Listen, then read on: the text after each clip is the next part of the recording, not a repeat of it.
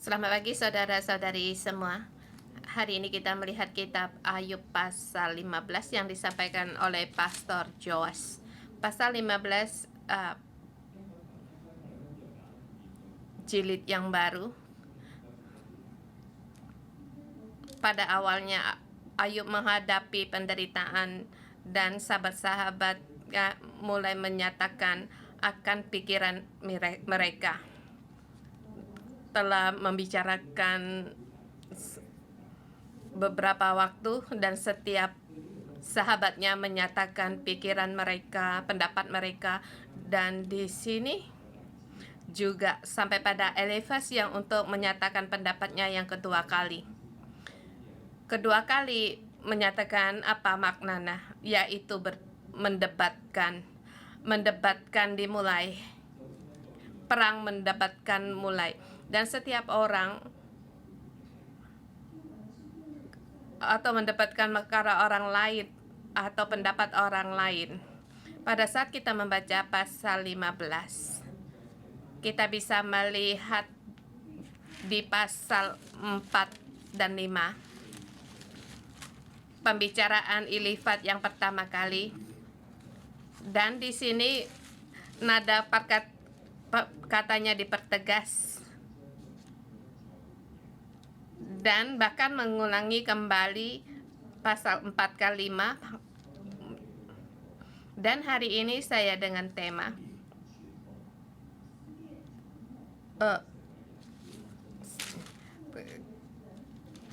perkara lama dan ada kebiasaan yang lama atau ada istilah tidak bisa menyatakan akan dalam perdebatan. Tiada yang tahu apa yang terjadi.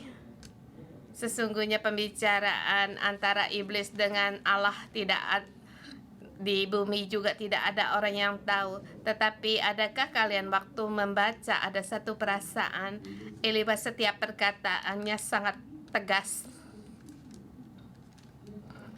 Ini hal yang bisa menyebabkan salah tingkah.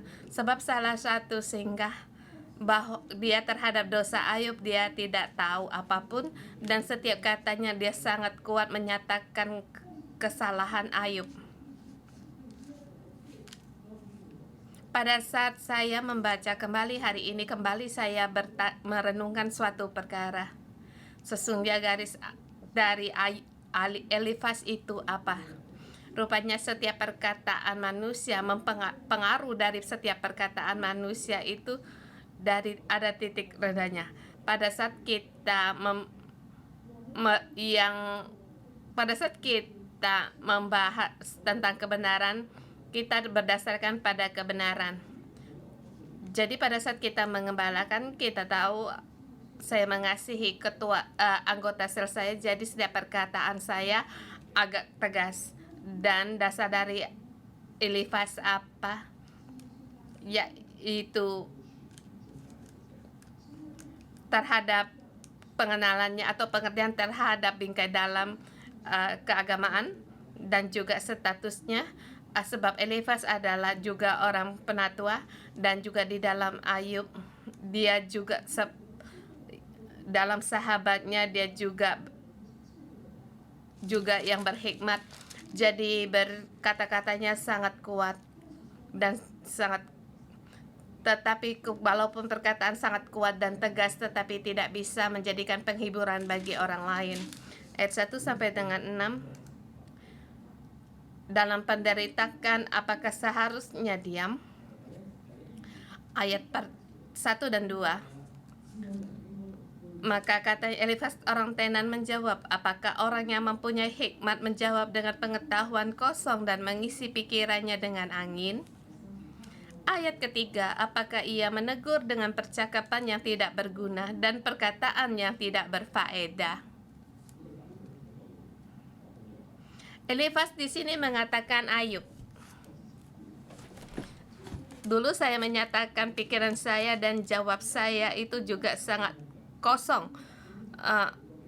Kamu menyatakan banyak perasaan, tetapi tidak ada bukti atau alasan. Ini pengalamanmu atau perasaanmu seperti angin Dan juga dia menegur percakapan Ayub tidak berguna. Ini perkataanmu tidak ada berfaedah. Di sini dikatakan perkataannya tidak berfaedah. Rupanya percakapannya terhadap Ayub membawa pengharapan. Dia berharap Ayub di dalam kesesakannya mengatakan kata-kata yang bisa menjadikan satu ketegaran. Dia sangat menginginkan dalam penderitaan Ayub kata-kata Ayub bisa menguatkan, dan juga dia berharap apa yang dikatakan Ayub dalam penderitaannya yaitu kebenaran dan pengetahuan dari Allah. Jadi di ayat ke-4 sampai ke-6 dikatakan dia mulai di situ mengatai Ayub, lagi pula engkau lenyap rasa takut dan mengurangi rasa hormat kepada Allah. Apa yang dimaksud dengan mengurangi rasa hormat kepada Allah?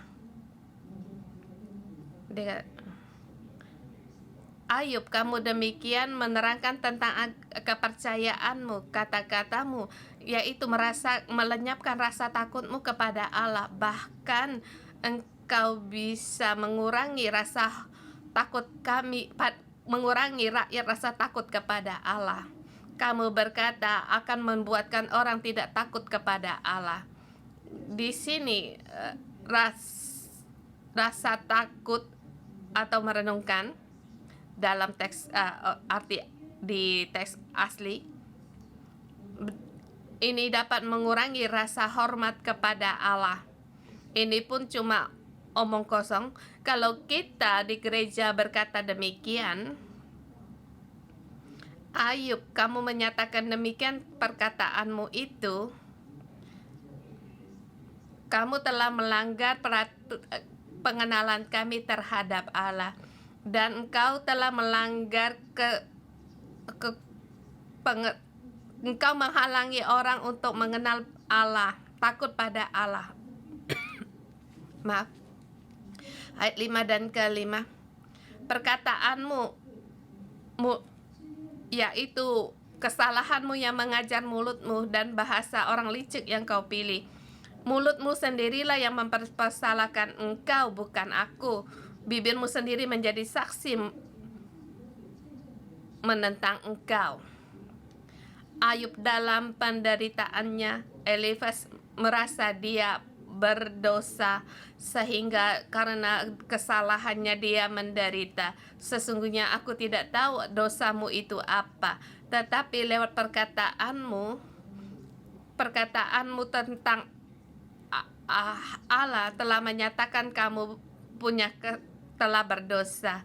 Dan juga Elifaz sangat ingin dengan menggunakan keagamaannya, dan tadi saya menyatakan dasar dari Ayub yaitu prinsip atau logika. Karena kamu menderita sebab kamu berdosa, perkataanmu dan keraguanmu pada Allah itulah dosamu. Saudara semua, adakah kita dengan logika kita untuk menghibur orang lain? Pada saat saya membaca, muncul gambaran bagi saya. Sesungguhnya saya saya juga dengan logika menyelesaikan perkara dan juga menghibur orang lain. Seperti pada saat kami mengembalakan banyak sepasang istri, mungkin istrinya akan menangis sangat lihai. Saya mendengar satu cerita seperti istrinya menyuruh suaminya untuk beli buku ini.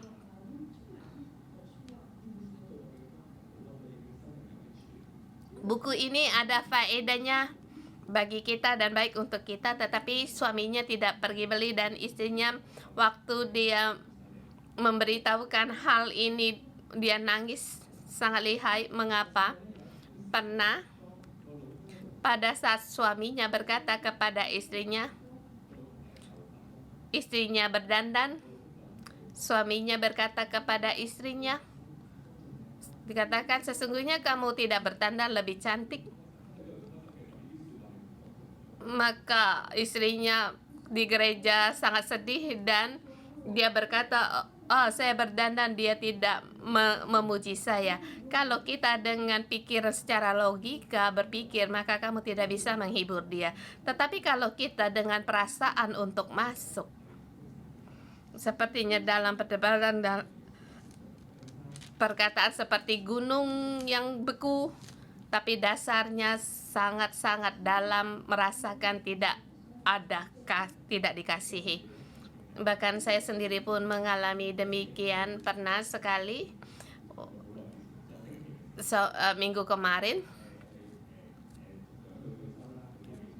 para MG leader pergi trip, dan sebelum naik pesawat istri saya beritahu saya, oh rupanya tempat duduk kita berpisah. Pertama reaksi saya, apa itu?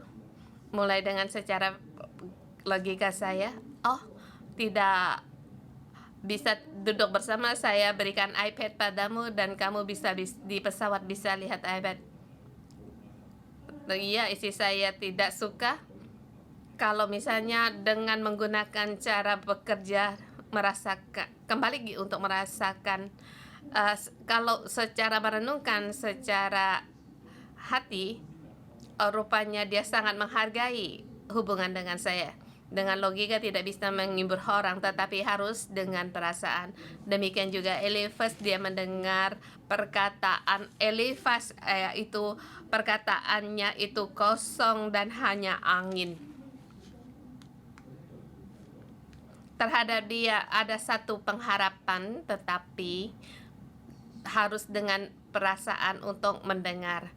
Saudara semua, pada saat kita membaca kitab Ayub, masa lalu kita menggunakan logika kita untuk membaca, kita pun akan bertanya, ataupun kita bisa, apa yang dikatakan oleh Ayub benar atau tidak? Atau sahabatnya yang berkata itu yang benar?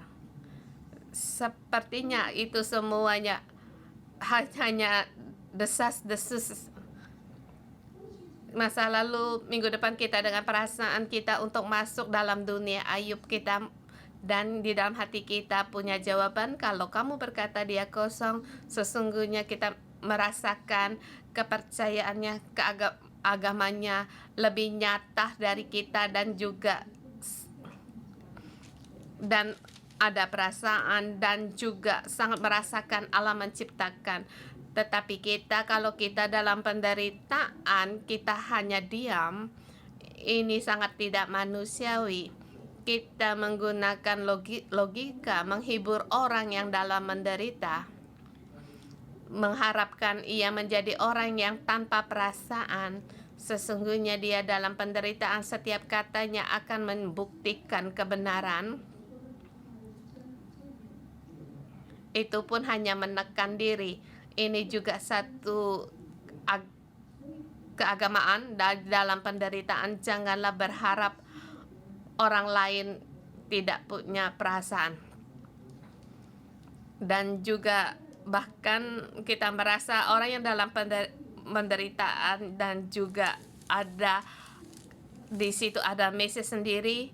Kita harus mendengar dan kita harus belajar untuk merespon, menjawab. Ayat poin kedua 7 sampai dengan 16.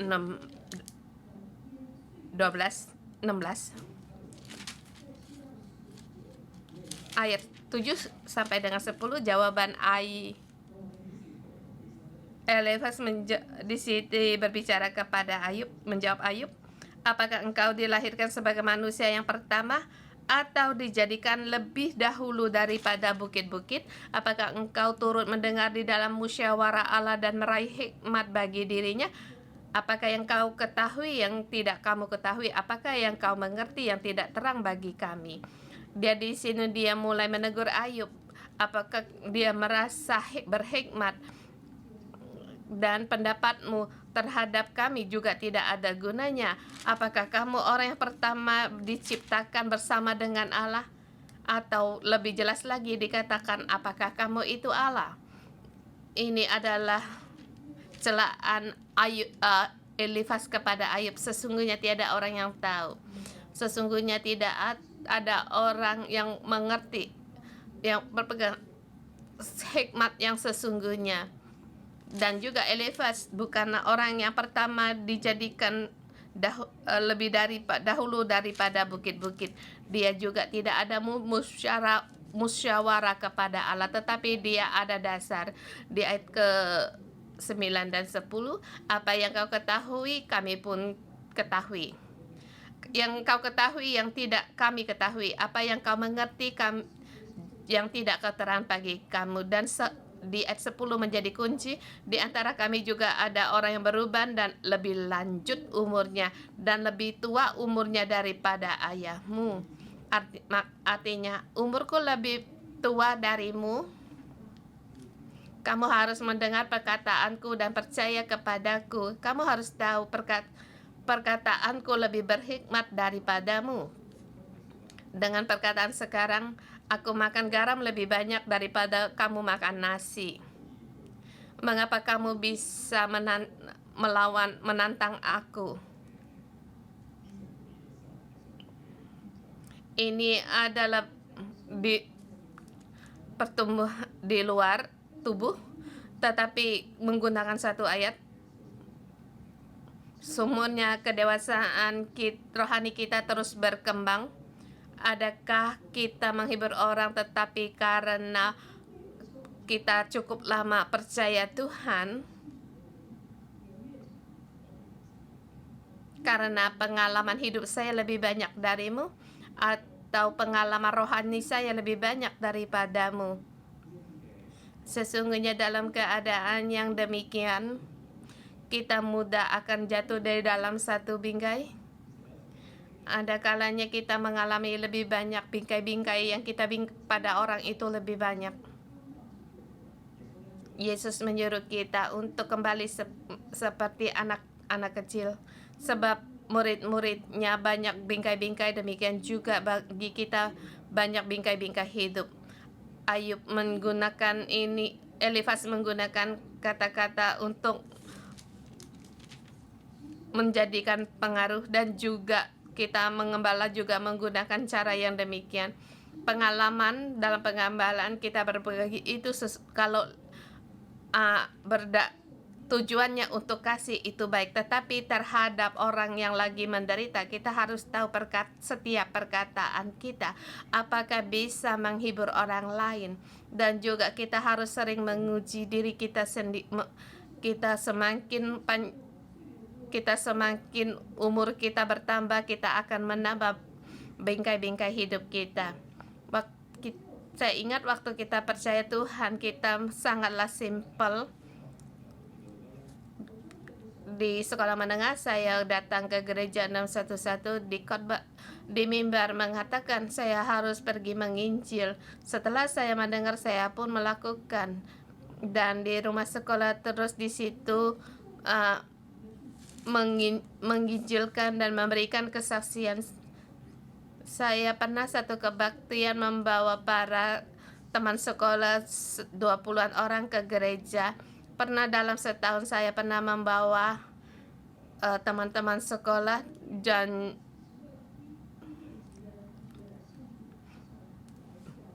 di gereja dan percaya Tuhan. Tetapi semakin bertambah umur sampai saya masuk dalam tempat kerja, saya merasa menginjilkan sangat sulit, sebab saya merasa di tempat-tempat kerja banyak orang menggunakan hikmat dalam pemasaran untuk mengajarmu. Kamu harus hati-hati dalam berbicara, harus ada orang memberitahukan, harus hati-hati kepada orang tua. Ada orang yang berkata pada saya, kalau kamu di sini menginjilkan, akan ada gereja lain yang tidak suka padamu. Sebenarnya saya banyak pengalaman dan hikmat, tetapi apakah hikmat saya yang sungguh-sungguh lebih bertambah? Sesungguhnya tidak. Hanya banyak bingkai-bingkai hidup. Bahkan ayat 11 sampai dengan 16, Elifas menggunakan pengalaman rohaninya untuk menjawab Ayub. Ayat 11, kurangkah artinya bagimu penghiburan Allah? Apakah yang dimaksud artinya bagimu penghiburan Allah? Atau perkataan yang lembut ditujukan kepadamu, yaitu yang dia katakan seperti ayat 4 di pasal keempat dan 5 di hadapan Allah mendapatkan petunjuk. Dikatakan Allah telah berkata kepadamu, saya telah menerima petunjuk dari Allah untuk menghibur kamu. Mengapa sekarang kamu masih bersusah hati? Mengapa rohmu masih saja menantang Allah? Mengapa perkataanmu berkata-kata demikian? Ayat 14 sampai dengan 16. Masakan manusia bersih, masakan benar lahir dari perempuan? Apakah kamu bisa benar? Tahukah kamu sesungguhnya seluruh langit pun manusia tidak ada yang bersih, yang tidak dapat dipercaya. Sesungguhnya para suci tidak dapat dipercaya, langit pun tidak bersih dalam pandangannya. Terlebih lagi Ayub, engkau hanyalah manusia. Ini pengalaman Elifas pada kerohaniannya. Bahkan dia membagikan atas pegangan kepercayaannya sampai Elifas melihat Elifas sebagai wakil dari Allah, melihat dirinya sebagai wakil dari Allah. Sesungguhnya pengalaman rohani, bingkai-bingkai dalam keagamaan tidak bisa menghibur orang lain. Kembali saya merenungkan pengembalaan saya. Pada saat saya tidak bisa untuk mengembala sampai sekarang pun, ada kalanya akan menggunakan pengalaman rohani atau sistem keagamaan untuk menolong orang lain. Kamu banyak baca Alkitab itu sudah baik. Kamu berdoa bahasa roh itu sudah cukup. Maka kamu mengatakan roh-roh ini maka akan menyelesaikan perkara. Saudara semua, saya tidak menolak akan pengalaman ini. Tetapi dalam pengalaman ini memang saya pun ada faedahnya. Ada kalanya dalam pengalaman ini saya lebih mengenal Allah. Tetapi pengalaman ini apakah bisa dipakai pada orang lain? Apakah bisa menjadi penghiburan bagi orang lain? Ada kalanya sering untuk merenungkan dan menghibur orang lain. Pertama kali kita masuk dalam dengan menggunakan perasaan kita untuk masuk dalam pengembalaan. Ada kalanya anggota sel berkata ada hal yang sama untuk kedua kalinya, ketiga kalinya juga demikian. Apakah seberapa lebarnya kindness kita? Ini kebenaran sini agar kita lewat Elifas untuk kita bisa melihat lebih jelas lagi bagi kita. Kita pun punya gambaran Elifas. Poin yang ketiga 17 sampai dengan 35. Orang fasik akan menghadapi kesusahan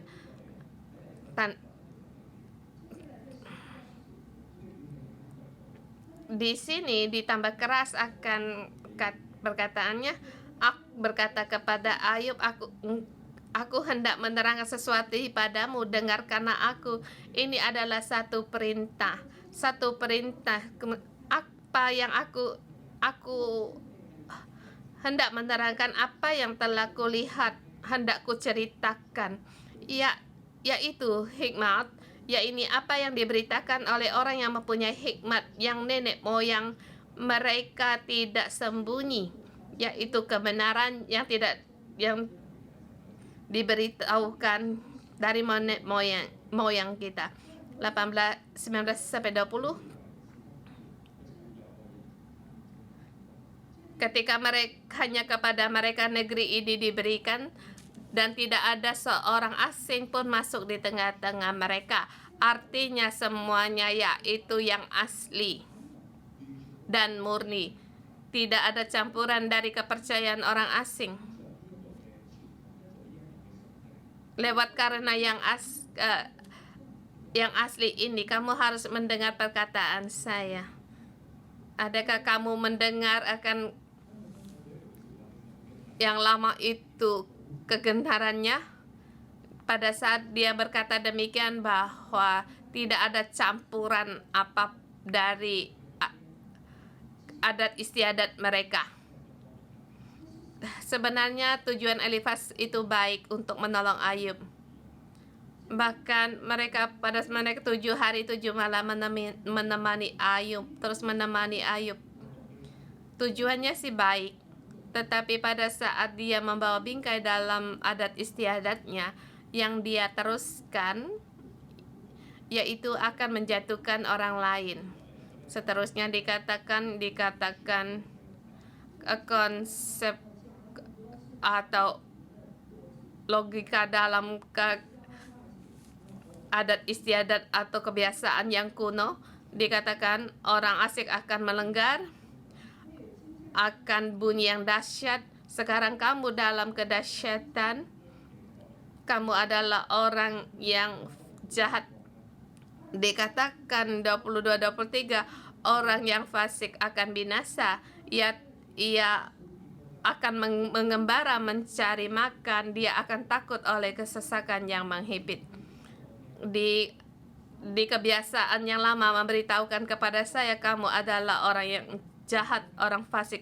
Bahkan dikatakan di 25-27, orang yang fasik akan menghadang tangannya melawan Allah. Dia akan bertegang leher, dia tidak merendahkan diri. Mereka suka pada makanan yang berlemak, mereka suka pada kekayaan. Dia menyatakan Ayub orang yang demikian 28-30. Orang yang fasik sesungguhnya apa yang dia sukai, yaitu dia tidak akan mendapat kaya. Hartanya yang dimiliki tidak bertambah-tambah, dan juga apa yang ia ditanam akan dilayukan, akhirnya pun dilenyapkan. Ayub, kamu berjalan dalam jalan yang ini. Kamu adalah orang yang jahat itu. Ayat 30 sampai dengan 35.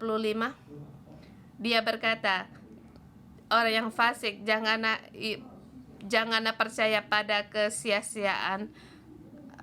Dengan nyatalah menghadap keadaan, dan orang yang fasik hanya menemui jalan akan sampai pada ajalnya. Bahkan 33, kamu seperti anggur yang gugur buahnya, dan seperti pohon zaitun yang jatuh bunganya. Sebab kawanan orang-orang fasik tidak berhasil, dan akan api memakan habis kemah-kemah orang yang makan suap. Jadi kamu kehilangan keturunan sebelumnya. Dalam kebiasaan lama memberitahukan kepada saya, yaitu kemah-kemahmu dimakan habis oleh api, dan memberitahukan saya bahwa kamu adalah orang-orang yang makan suap. Tapi dari hasil saya melihat kamu adalah orang fasik, dan orang fasik hanya jalannya menuju maut. Kamu jangan menyalahkan Allah. Pada saat kita menjaga jarak untuk membaca ayat ini, logikanya yaitu kamu menghadapi penderitaan sebab kamu adalah orang fasik. Kebiasaan adat istiadat lama memberitahukan kepada saya, yaitu ketika hanya kepada mereka negeri ini diberikan, dan tidak ada seorang pun asing pun masuk di tengah-tengah mereka. Kamu adalah orang fasik dari logikanya Elifas, tetapi dia juga tidak dapat menjadi penghiburan bagi orang yang menderita. Dan saya tambahkan di ayat 16, ayat 1 dan 2. Tetapi Ayub menjawab, Hal seperti ini telah diacap kali ku dengar, penghiburan sialan kamu semua.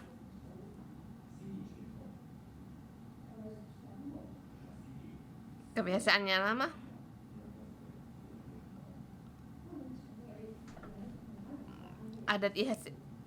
Kebiasaannya lama tidak bisa menjadi penghiburan orang dalam penderitaan. Mohon Tuhan untuk menolong kita pada saat kita ingin menolong orang atau menghibur orang lain. Apakah kita akan menjadi Elifas? Kita harus berpikir pada suatu hal, yaitu di dalam agama, apakah tanpa kita sadari akan menjatuhkan orang lain, yaitu dengan logika kita merespon orang lain. Dan kebalikannya apa itu? Yaitu dengan perasaan, dengan kasih, dengan percaya, dengan kebaikan. Atau tanpa kita terasa kita membingkaikan dengan keabaman untuk membingkai orang lain, ingin untuk menghibur orang lain dengan menggunakan pengalaman rohani kita atau prinsip rohani kita. Mari kita lepaskan semua ini. Seandainya ada suatu hari kita bisa dengan menggunakan pandangan Allah melihat Ayub, atau hanya menggunakan pandangan Ayub melihat Ayub,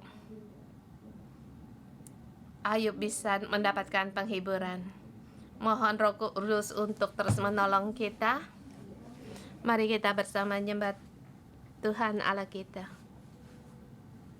Saudara semua, mari kita bangkit bersama untuk menyembah Tuhan Allah kita. Haleluya. Tuhan, kami berterima kasih. Engkau di dalam kesesakan kami, Engkau yang menyelamatkan kami, Engkaulah penghiburan kami. Dengan firman-Mu memenuhi kami, walaupun apa yang sedang kami hadapi, keadaan apapun. Tuhan, Engkau adalah Allah dalam hidup kami, Engkaulah juru selamat kami. Kami menyembah Engkau, nyatakan Engkau di dalam hidup kami. Kami memuji Engkau, haleluya.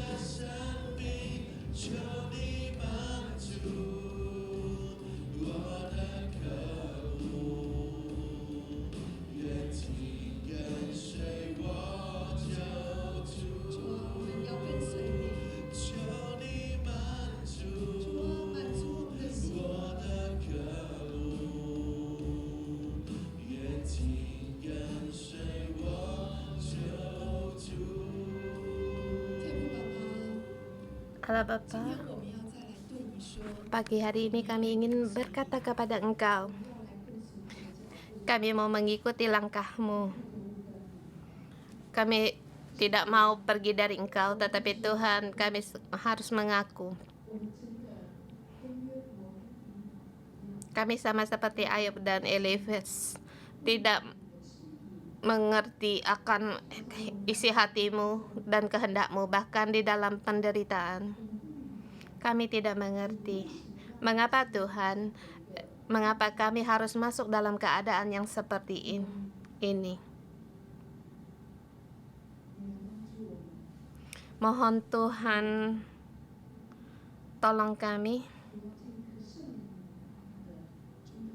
Mohon Roh Kudus memenuhi saudara-saudari kami agar kami dapat meraba isi hati kami, apapun kami hadapi, baik itu sendiri atau orang lain, keluarga, anggota sel.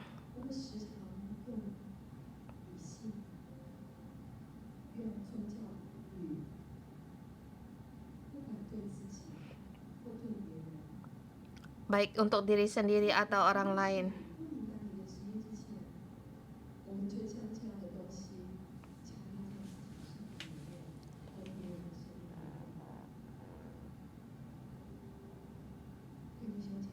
Saudara-saudari semua, saat ini kita tenang, kita saatnya teduh. Kita masuk di dalam rohani kita untuk mengoreksi hati kita, apakah kita punya bayangan seperti Ayub, baik bagi diri sendiri atau orang lain. Aku sering-sering benar atau salah, atau sering-sering menggunakan kebenaran untuk menyelesaikan perkara yang tidak dimengerti dan menekan perasaan diri sendiri dan orang lain, sehingga hati kita tidak bisa tenang, tidak bisa selalu dalam tekanan. Saudara semua, di dalam sana berdoa pada Tuhan dan beritahu pada Tuhan,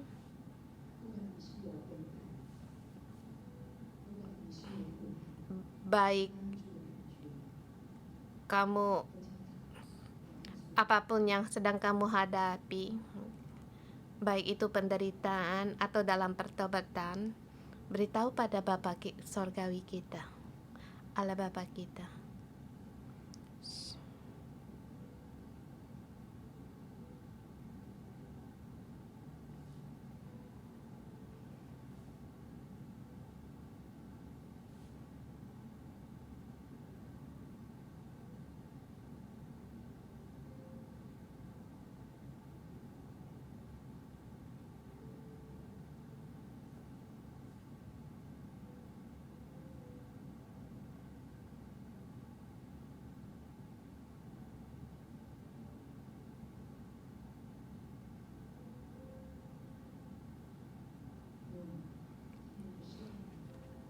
Bapa, Roh Kudus, mohon Engkau ampuni, aku merasa benar sendiri, ampuni aku. Sering-sering menggunakan kebenaran, berpegang pada kebiasaan lama atau penalaran dalam berkata-kata untuk menekan perasaan diri sendiri dan orang lain. Tuhan, kami sungguhlah sangat kecil.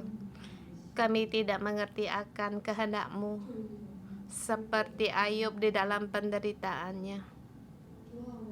Tuhan, kami juga menggunakan kata-kata ini untuk menghibur orang lain, tetapi itu tidak berdaya. Kami mengaku untuk masuk dalam hati orang lain atau diri sendiri pun sesungguhnya sangat sulit. Bapa, kami sering-sering melihat penampilan. Tuhan, kami sering-sering berkata, kamu menghadapi penderitaan sebab kelakuanmu, kamu tidak suci, kamu tidak saleh. Tuhan, ampunilah kami. Kami tidak mengerti akan isi hatimu, kehendakmu. Kami tidak mengerti kehendak surgawimu. Kami hanya menggunakan pandangan kami untuk mengukur orang lain. Tuhan, ampunilah kami merasa benar sendiri, merasa ada keuntungan bagi diri sendiri, kami merasa punya faedah.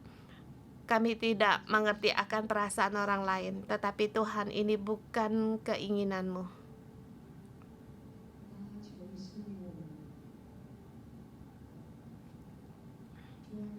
Tuhan, ampunilah kami agar lebih dalam lagi masuk di dalam roh-Mu, di dalam kesesakan, agar kami punya perasaan sehati, agar kami bisa mengerti, agar mulut kami tidak sembarangan untuk mencelah.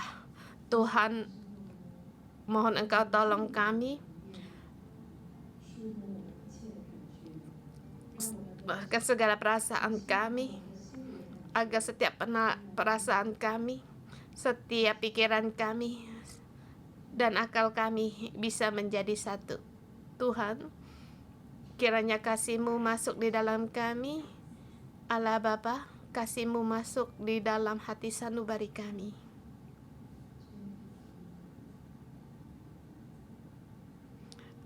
Kasih-Mu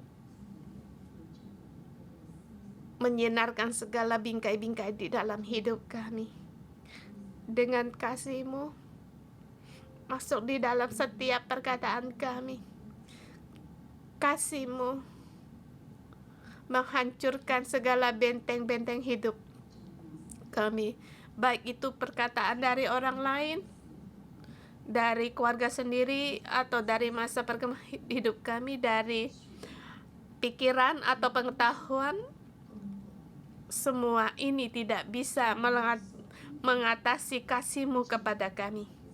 Tuhan, berilah kami perasaan surgawi untuk masuk di dalam jiwa raga kami, masuk di dalam roh kami untuk melegahkan roh kami. Jiwaku, aku mau membuka hatiku kepada Tuhan, pada Roh Kudus. Roh Kudus, Roh-Mu masuk dengan bebas di dalam roh kami, agar lebih dalam lagi Engkau menjamah kami, menjamah hati kami yang keras, yang kaku, sehingga dengan kasih-Mu hati kami kembali lembut dan bergerak kembali. Denyutan kami seirama dengan Roh Kudus. Tuhan, lebih banyak lagi Engkau menyatakan setiap keinginan kami, sehingga kami bisa merasakan akan denyutan roh-Mu di dalam kasih-Mu. Semua kebiasaan atau belenggu dalam seperti keabaian atau kebiasaan lama, semua ini pergi dari kami, keluar dari segala pikiran dan cara kami, dalam keluar dari roh kami. Roh Kudus, roh kebebasan, kami berseru kepada Engkau untuk masuk di dalam hati kami. Roh Kudus, kami berseru kepada Engkau, lepaskanlah kami masuk di dalam roh yang bebas. Sekarang Kau masuk di dalam roh kami, masuklah kepada kami untuk menuntun kami, sehingga kami bersama dengan Roh-Mu yang mengatasi segala bingkai-bingkai kebiasaan lama, mengatasi segala cara logika, ide, dan penalaran. Tuhan, kami mau masuk di dalam Engkau, kami perlu akan Engkau. Kami perlu Engkau untuk masuk di dalam kami. perlu akan kami diperbaharui kembali dengan Roh-Mu. Roh Kudus, Engkau hadir di dalam kami, ada di dalam kami. Maksudnya, 只要拥有着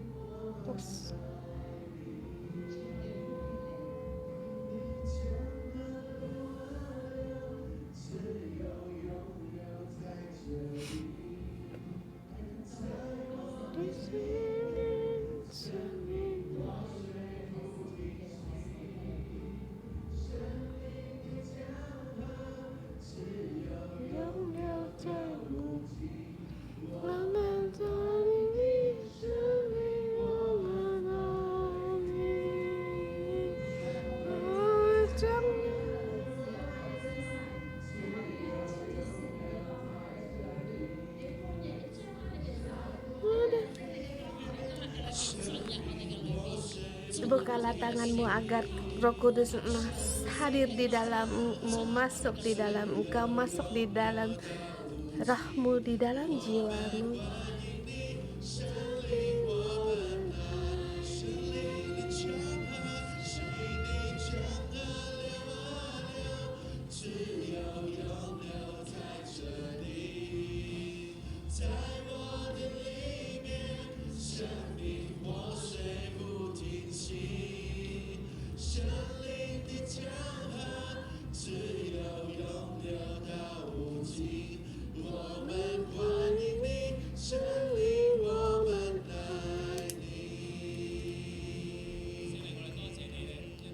Tuhan, kami berterima kasih sebab ada Engkau, kami bisa, karena ada Roh Kudus kami bisa mengalahkan saudara semua kita masa lalu, kita pun ada mengembalakan orang lain dan digembalakan. Kita pun mendapat penghiburan.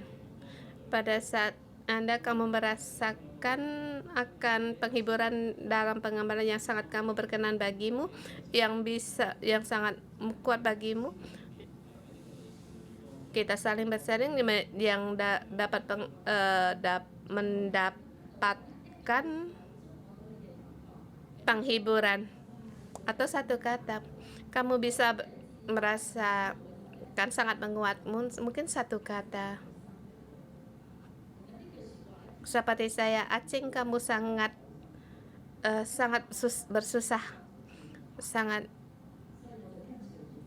Jadi kata ini sangat menguatkan saya dan terus untuk mengikuti Simo. Kita berbagi apa yang yang pernah mendapatkan penghiburan orang lain, walaupun itu cuma kata-kata, atau saat ini kita merenungkan penghiburan dari orang lain yang menguatkanmu.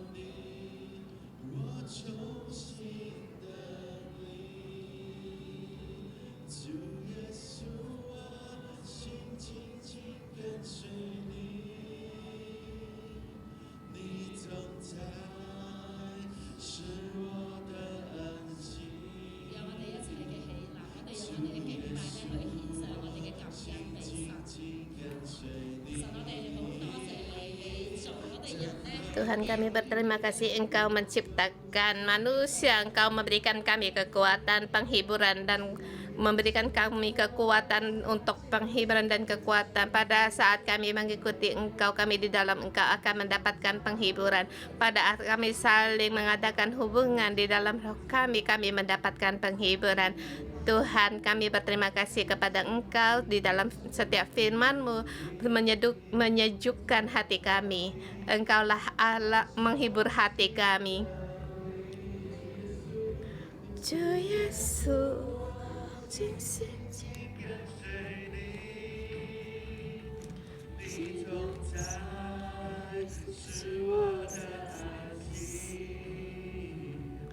主耶稣啊，紧紧紧跟随你，让我重新得力。主耶稣啊，紧紧紧跟随你，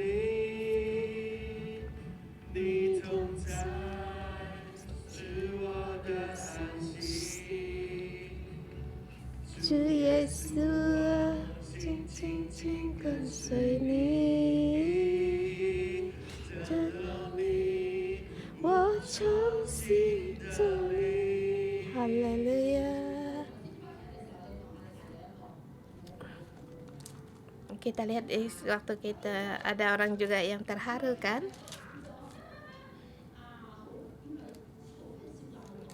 Kata yang benar akan menghibur kita dan bisa menjamah perasaan kita. Ya di sini jadi kita harus mohon kepada Tuhan agar memberikan kita dengan kata-kata yang lemah lembut, tetapi kita harus terlebih dahulu untuk membuang segala logika kita dan kita mengadakan langkah profetik. Bagaimana? Yaitu kita di sini ada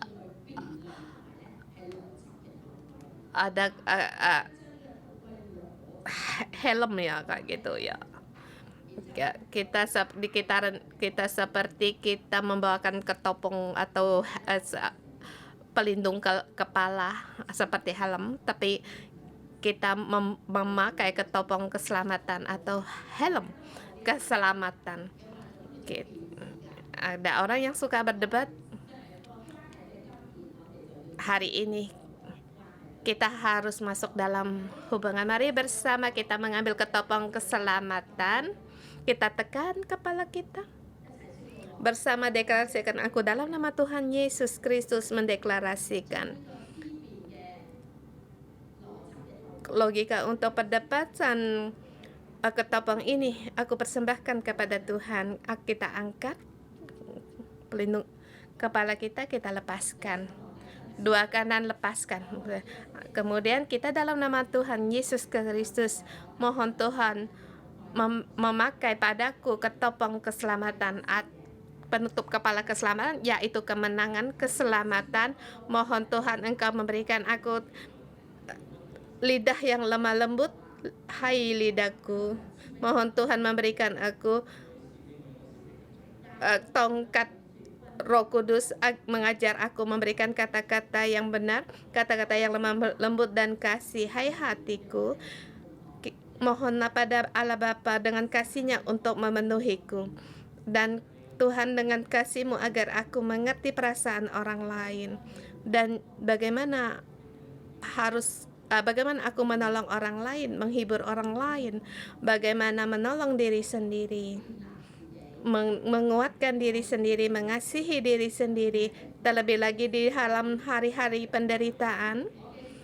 Hai hatiku, kamu harus lemah lembut, sebab di dalam kasih tidak akan takut dan juga tidak akan gagal. Hatiku, engkau punya dasar, yaitu kasih Allah Bapa, itulah dasar bagiku. Terima kasih Tuhan mendengar doaku. Dalam nama Tuhan Yesus Kristus berdoa, amin. Katakan, mulai hari ini aku orang yang punya perasaan dan ciptaan baru. Pada saat aku kembali pada bingkai-bingkai lamaku, mohon Engkau beritahu kepadaku. Kita saling mengasihi, saling menguatkan. Mari kita bersama terima berkat. Aku dalam nama Tuhan Yesus memberkati saudara-saudari semua di tahun yang baru, termasuk saya sendiri di tahun baru, yaitu setiap orang mengerti akan perasaan sendiri terlebih dahulu dan juga bisa merasakan perasaan orang lain. Tuhan Yesus, Engkau menyertai kami seperti teman dari Daniel, bukan menjadi sahabat bagi Ayub. Tuhan, setiap perkataan kami dari mulut kami penuh dengan lemah lembut, kata-kata yang membangun, menguatkan orang lain. Dalam nama Tuhan Yesus Kristus berdoa, amin. Tuhan Yesus memberkati. Kita renungan pagi sampai di sini.